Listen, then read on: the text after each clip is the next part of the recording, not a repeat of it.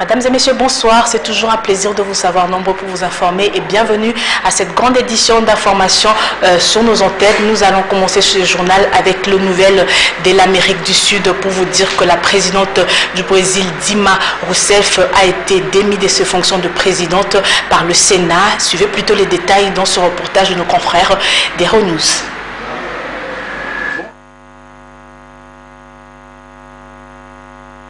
Sa place au vice-président Michel Temer. Les sénateurs réunis à Brasilia pour une session extraordinaire ont donc suspendu le mandat de la présidente qui sera soumise à un procès en destitution. 55 sénateurs ont voté pour, 22 contre. La présidente devrait être remplacée d'ici vendredi par son ancien allié devenu rival, le vice-président, âgé de 75 ans. Michel Temer est un dirigeant du parti du mouvement démocratique brésilien, un parti du centre qui a quitté la coalition gouvernementale à la fin mars. Dilma Rousseff voit son mandat suspendu pour un délai maximum de 180 jours. Elle va affronter un procès en destitution organisé par le même Sénat. Michel Temer devrait assumer la présidence jusqu'aux prochaines élections générales, présidentielles et législatives prévues en 2018. Le Brésil tourne donc la page de 13 ans de gouvernement du Parti des travailleurs entamé en 2003. Première femme élue présidente du Brésil, Dilma Rousseff se voit remettre l'écharpe présidentielle le 1er janvier 2011 par son prédécesseur et mentor Lula da Silva. Elle est alors peu connue des Brésiliens car jusqu'ici elle n'avait jamais brigué aucun poste électif.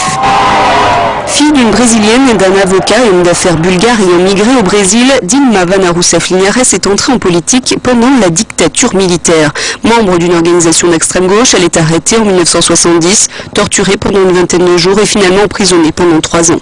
À sa sortie, elle devient économiste. Elle participe à la restructuration du Parti démocratique travailliste, devient secrétaire d'État à l'énergie. Elle n'adhère au Parti des travailleurs de Lula qu'en 2001. Technocrate prestigieuse mais réputée antipathique, Dilma devient alors la protégée de Lula, qui la nomme ministre des Mines et de l'Énergie de son premier gouvernement en 2003, puis ministre d'État et chef de cabinet de la présidence. Elle exerce avec rigueur, on la surnomme la Dame de Fer et se positionne comme successeur de Lula, qui ne peut pas se représenter. Le premier mandat de Dilma est marqué par le déclin économique du Brésil, pourtant devenu la coqueluche des marchés durant les années Lula. La croissance fléchit et en juin 2013, la présidente est surprise par l'explosion de colère de la rue. Des millions de Brésiliens protestent contre des services publics déficients, un an seulement avant la célébration du mondial de football au Brésil. En 2014, elle est réélue de justesse face au social-démocrate Neves grâce à l'aide de Lula.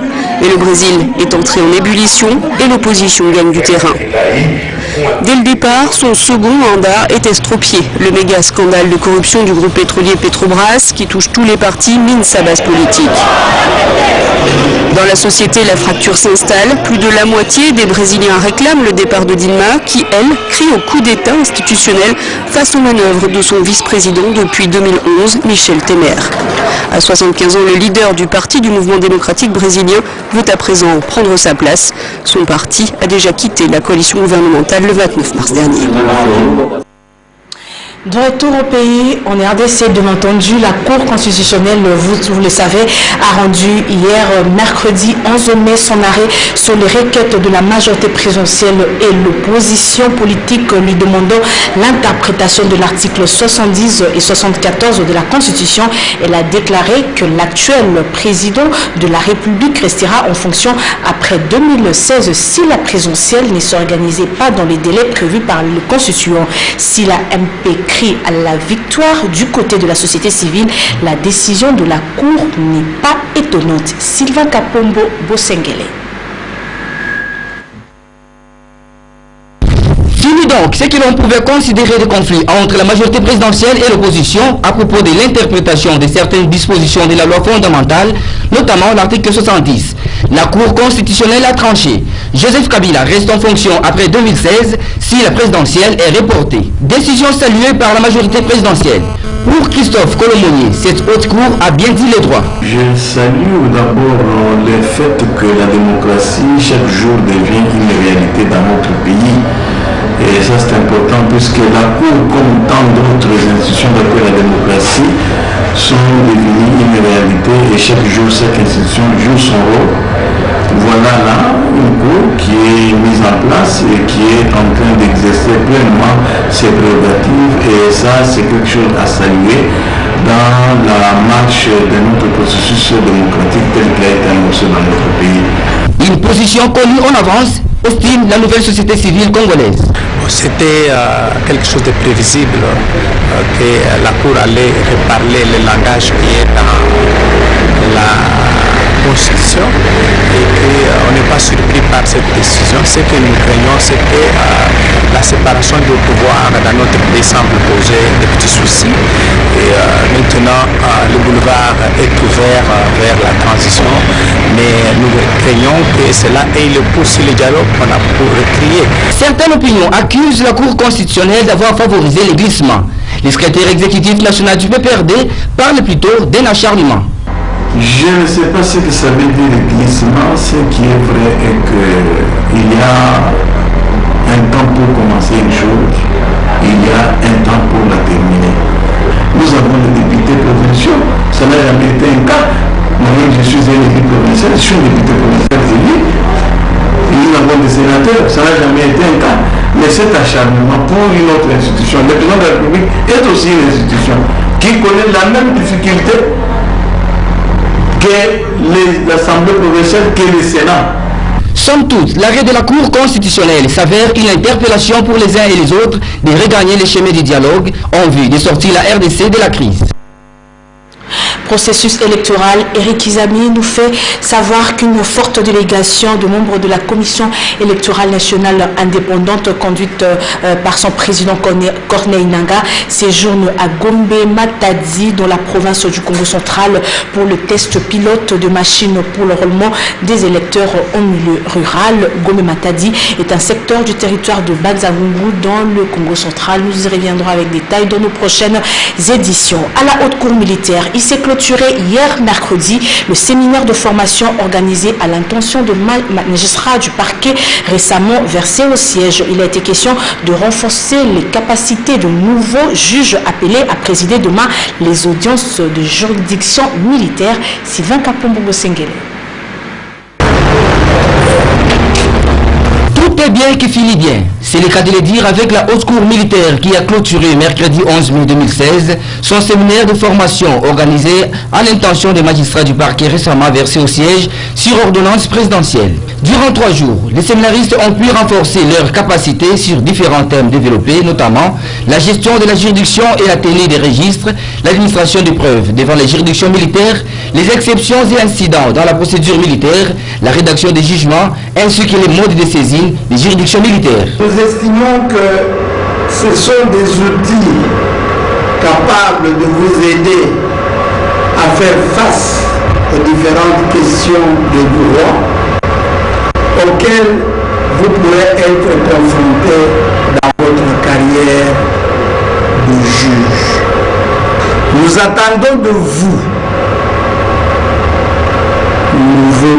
que vous puissiez dorénavant adopter un comportement différent, un comportement qui soit conforme aux dispositions légales.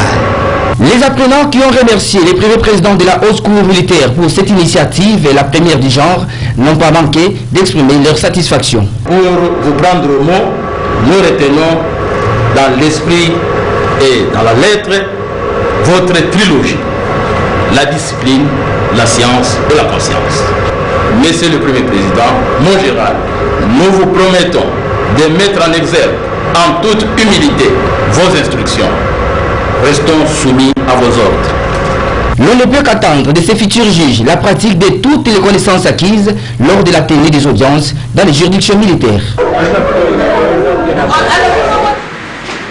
Le monde entier célèbre en ces jours les infirmiers. Pour cette année, c'est sous le thème Ordre des infirmiers, protéger les publics par et avec les infirmiers, réglementation, contrôle, sanctions au niveau national. À Kinshasa, un défilé a été organisé à cet effet sur la place triomphale dans la commune de Kasavubu. Patricia Bassoua et Mathieu Ngadipovi vous proposent ce reportage.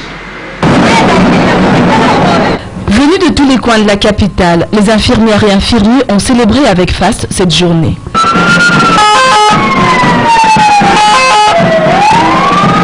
personnel qui pourtant soigne et passe beaucoup plus de temps avec le malade travaille dans des conditions difficiles. Depuis plus de 6 ans maintenant, l'Association nationale des infirmiers du Congo, ANIC, présidée par Komba Djeko, milite pour la reconnaissance de l'Ordre national des infirmiers. La profession infirmière avait une loi de 1952. Aujourd'hui, en 2016, 64 ans après, un homme, ministre bien sûr, mais avant tout médecin, nous avions peur au début qu'il puisse porter notre dossier, mais l'histoire nous a confondus qu'il a agi en tant que ministre de la Santé publique et il a apporté notre dossier au niveau du Parlement et c'est sous la voix du président de la République. Cette lutte va porter des fruits dans les tout prochains jours. À la fin de cette année, le président de la République promulguera cette loi qu'il a tant souhaité, celle portant création et fonctionnement de l'ordre des infirmiers en République démocratique du Congo. Donc l'honneur est au chef de l'État qui a donné instruction et nous, en tant que gouvernement, nous avons préparé cette loi. L'important n'est pas de fêter, mais de se souvenir des bases posées par Florence Nightingale, initiatrice de cette journée qui attribue à l'infirmière plusieurs rôles, à savoir la satisfaction des infirmiers. Car une bonne pratique ne grandit pas seule. Elle est le résultat d'études, d'enseignements, d'entraînement de pratique qui se finalise dans une base solide qui peut être transférée dans tous les milieux et auprès de tous les patients.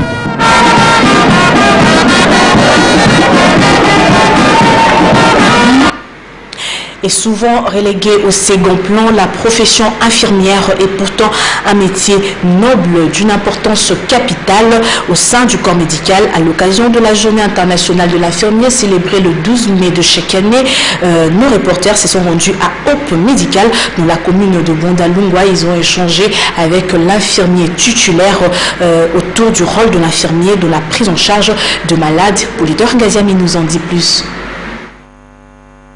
Jadis considéré comme l'auxiliaire du médecin, l'axe central de la machine médicale. En effet, au-delà des prescriptions et consultations qui sont des tâches reconnues aux médecins, le travail de l'infirmier a étalé ses tentacules sur toutes les branches de la médecine.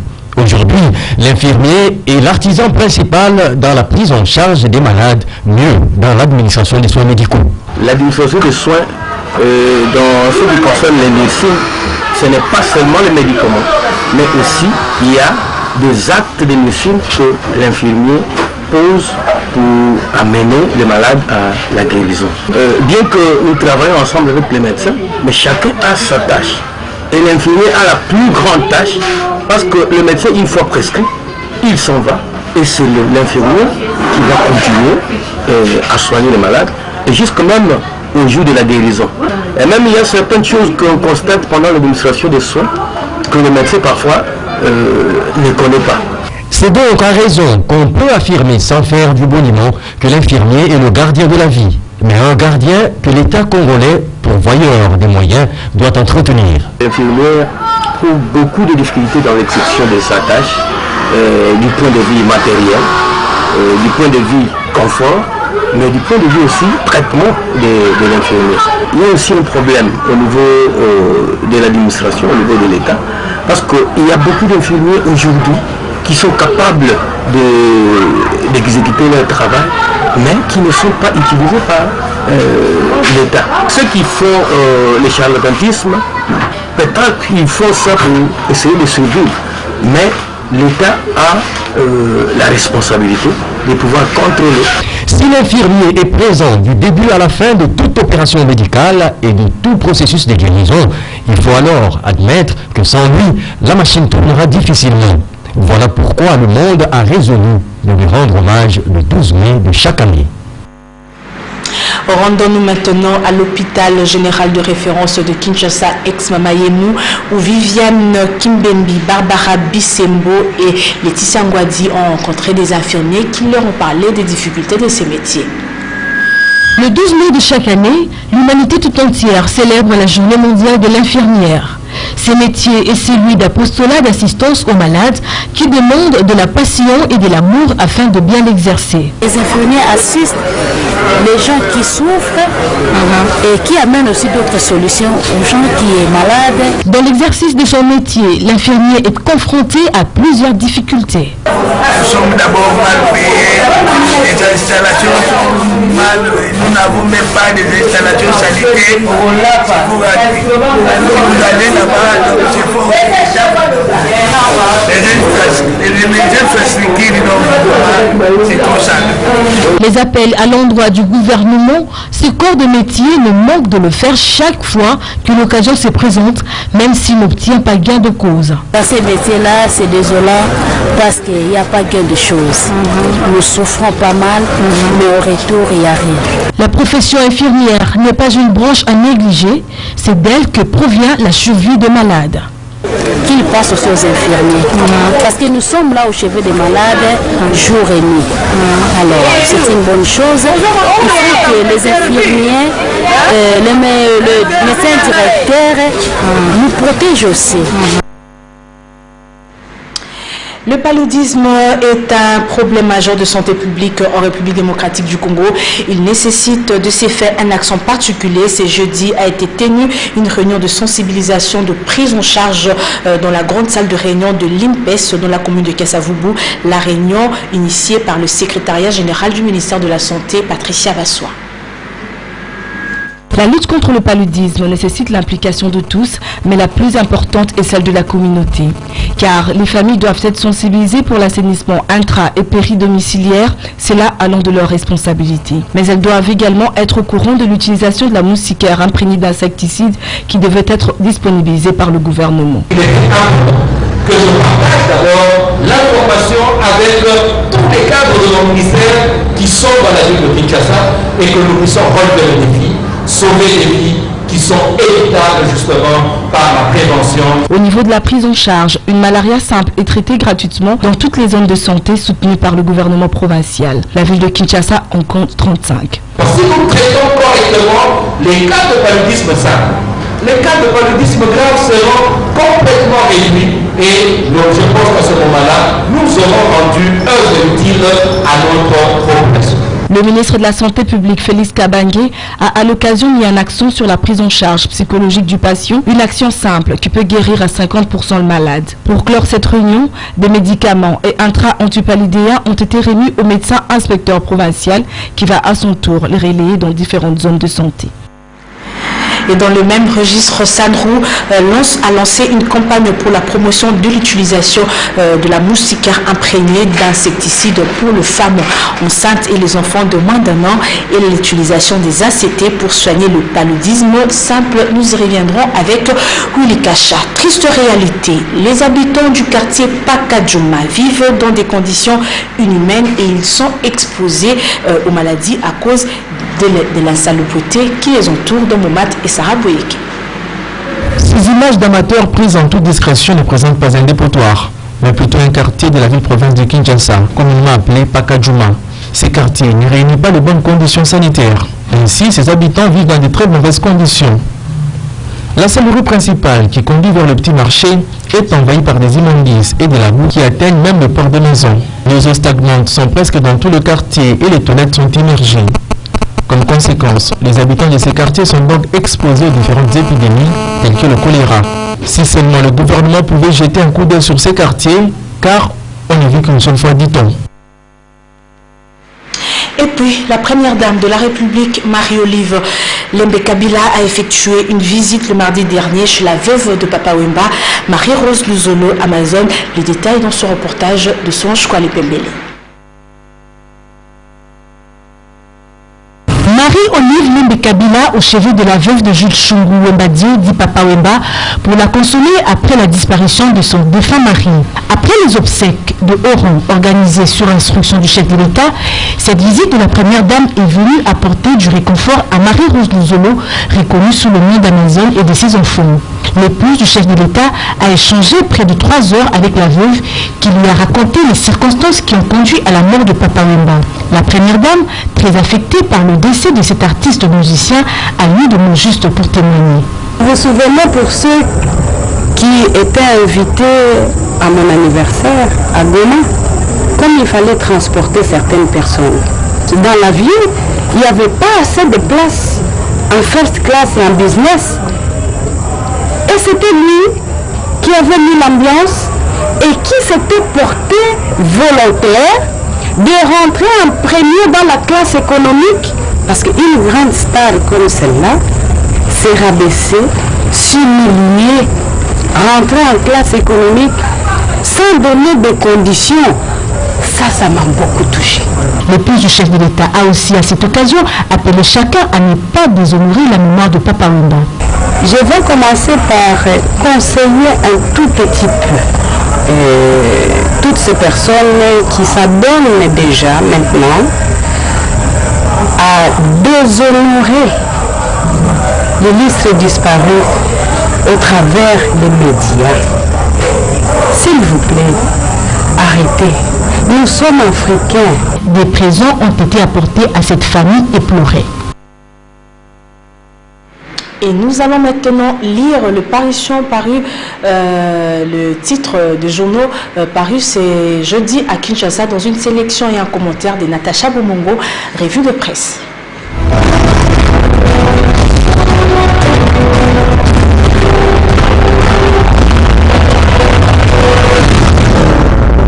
Bonsoir à tous. Actualité oblige, Joseph Kabila conserve son fauteuil, a tranché la Cour constitutionnelle, titre la prospérité. En clair, le président Joseph Kabila conserve son fauteuil jusqu'à l'installation effective de son successeur élu. La Cour constitutionnelle a suivi le principe de la continuité de l'État pour éviter le vide à la tête de l'État. Ainsi, c'est l'article 70 de la Constitution qui a été privilégié au détriment de l'article 75 sur lequel s'appuyaient les opposants pour réclamer une présidence intérimaire au profit du président du Sénat. La Cour constitutionnelle a répondu favorablement à une requête formulée dernièrement par environ 270 députés nationaux, essentiellement de la majorité présidentielle, auxquels s'étaient joints quelques députés d'opposition. En d'autres termes, ajoute l'EFAR, si l'élection présidentielle n'est pas organisée le 27 novembre 2016, selon le calendrier publié par la CENI, le chef de l'État actuel, Joseph Kabila, est assuré de rester à son poste au-delà de la fin constitutionnelle de son mandat prévu le 20 décembre 2016. Bien plus, il est autorisé à expédier les affaires courantes pour une durée indéterminée jusqu'à l'investiture de son successeur. Ainsi, les glissements que l'on redoutait tant vient de trouver une couverture légale au niveau de la Cour constitutionnelle. La référence plus, quant à elle, affirme que maintenant l'opinion est fixée.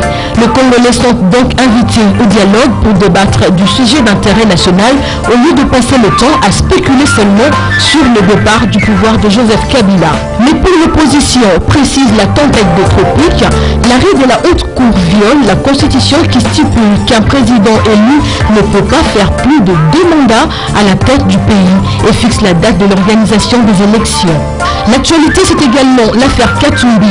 Une nouvelle comparution prévue ce vendredi 13 mai confirme la prospérité. L'ancien gouverneur de la province du Katanga, Moïse Katumbi, a été auditionné pour la seconde fois à la cour d'appel de Lubumbashi. Il est réparti comme lundi dernier, tranquillement pour passer la nuit dans sa résidence. Au total, il y aurait passé 6 heures d'audition. Maître Jean-Joseph Mukendi Wamulumba indique la tempête de tropique. L'un des membres du collectif des avocats qui s'est confié à une radio captée hier à Kinshasa, peu après l'audition à huis clos de Katumbi, toutes les dispositions doivent être prises pour que l'instruction poursuive son cours au parquet général près la cour d'appel de Lubumbashi. Du fait que son client n'est plus gouverneur de la province, il ne peut être entendu que dans cette grande ville de sa résidence, devenue à la faveur du découpage le chef-lieu de la nouvelle province du Haut-Katanga. Maître Jean-Joseph Mukendi a néanmoins déploré l'incident malheureux survenu hier au palais de justice, dont s'étaient rendus coupables certains éléments de force de l'ordre présents sur le lieu par le jet de grenades lacrymogènes et des arrestations dans le rang de partisans de Moïse Katumbi. À au pouvoir de nombreux témoignages. C'est tout pour ce soir. Au revoir.